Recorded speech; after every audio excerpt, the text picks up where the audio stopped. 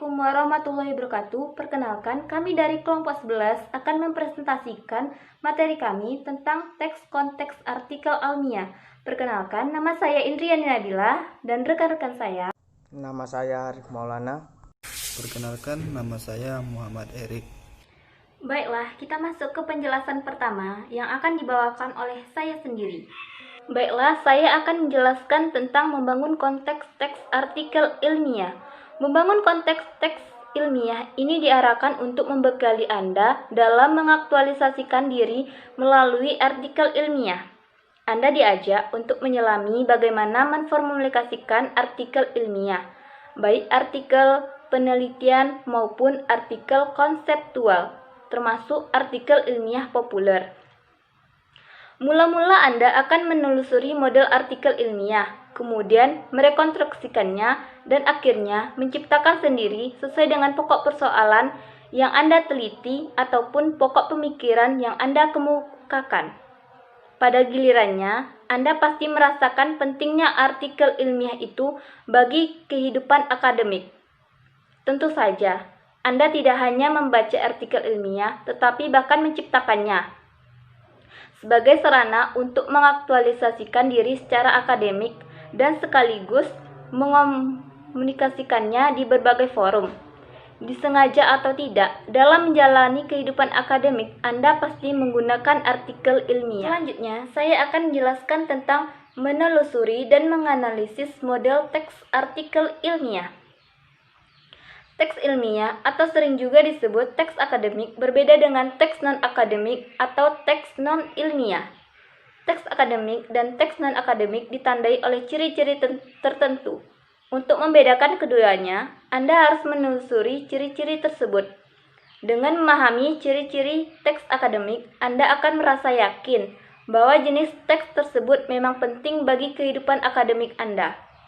Terbukti bahwa dalam menjalani kehidupan akademik, Anda harus membaca dan menciptakan teks akademik. Sekian hasil presentasi saya dan akan dilanjutkan oleh rekan saya yang bernama Arif Maulana. Mengeksplorasi struktur teks artikel ilmiah. Teks artikel ilmiah dapat dibedakan atas artikel penelitian dan teks artikel konseptual. Teks artikel penelitian adalah teks artikel yang penyusunannya berdasarkan penelitian yang telah dilakukan. Sementara teks artikel konseptual adalah teks artikel yang disusun berdasarkan pemikiran konseptual. Struktur teks penelitian mencakupi abstrak, pendahuluan, tinjauan pustaka, metode penelitian, hasil penelitian, dan kesimpulan. Sementara struktur teks pada artikel ilmiah populer tidak kaku, bahkan sering disusun menurut kehendak penulisnya. Pada umumnya, artikel ilmiah populer dipublikasikan di koran atau majalah sebagai tulisan opini. Selanjutnya, menganalisa hubungan genre teks artikel ilmiah. Artikel ilmiah adalah salah satu genre. Sebagai genre makro, artikel ilmiah mengandung genre mikro yang terletak pada tahapan-tahapan atau bab-bab di dalamnya, dan setiap tahapan mengandung genre mikro yang berbeda-beda. Keterkaitan antar genre makro dan genre mikro di dalamnya seperti itu dinamakan hubungan genre. Hubungan genre pada teks artikel penelitian dan teks artikel konseptual.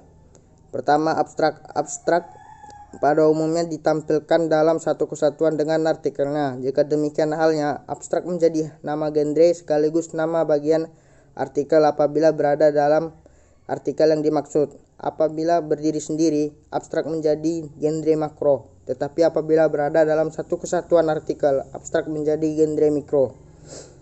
Pendahuluan. Bab genre mikro yang terdapat pada bab pendahuluan adalah semacam eksposisi yang disertai deskripsi. Baik artikel penelitian maupun artikel konseptual mengandung bab pendahuluan. Tinjauan pustaka.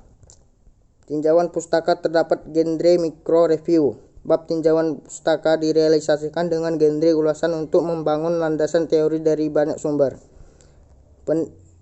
Metode penelitian. Genre mikro yang digunakan pada bab metode penelitian adalah rekon, deskripsi laporan, dan prosedur. Rekon digunakan untuk menggambarkan bahwa kegiatan penelitian itu dilaksanakan pada waktu lampau. Deskripsi digunakan untuk menjelaskan wujud dan sifat-sifat data. Laporan digunakan untuk mengklarifikasikan data. Adapun prosedur digunakan untuk menyatakan langkah-langkah penelitian. Hasil. Genre mikro yang terdapat pada bab hasil adalah deskripsi dari laporan. Deskripsi digunakan untuk menyajikan data secara individual, sedangkan laporan digunakan untuk melaporkan temuan-temuan yang terungkap dalam data sesuai dengan pengelompokan masing-masing, karena penelitian yang dilaporkan itu telah dilaksanakan di waktu lampau.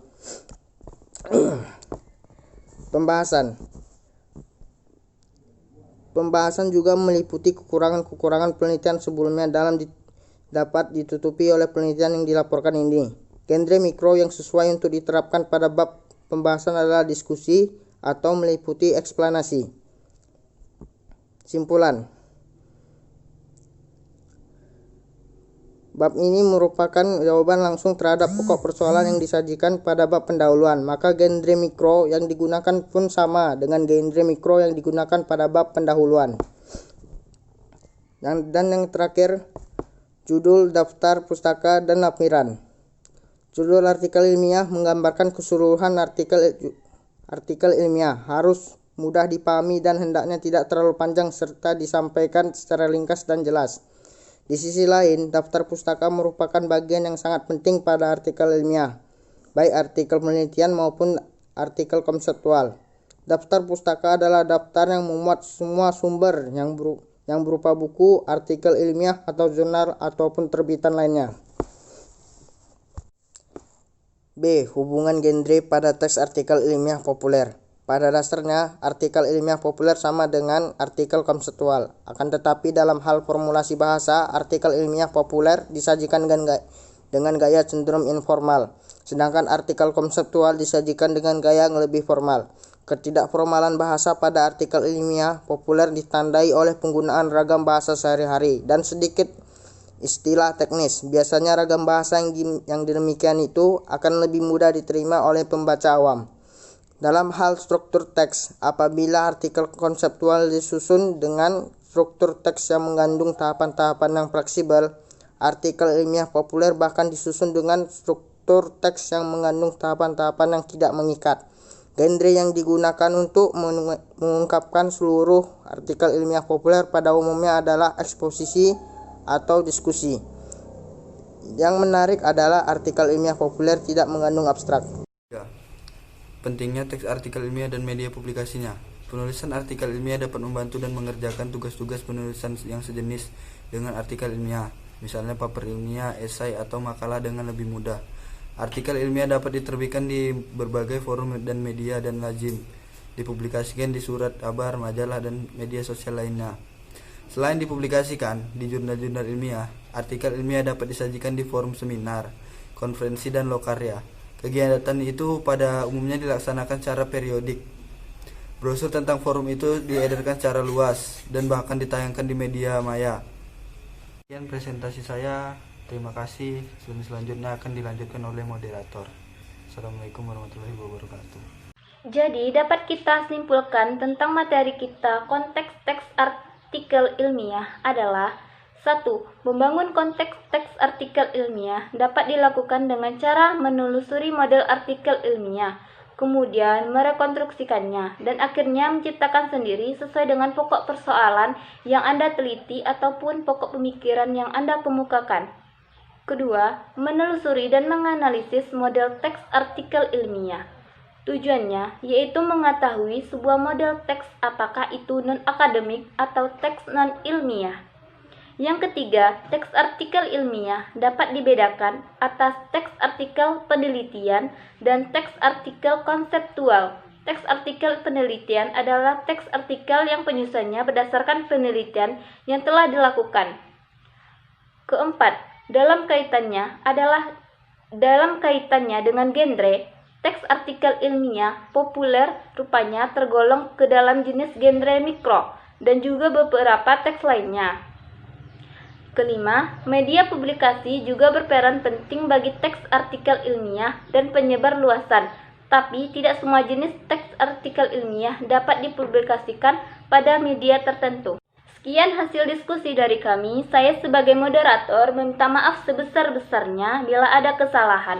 Dan kesalahan itu datang dari diri kita sendiri, dan kebenaran hanya datang kepada Allah Subhanahu wa Ta'ala.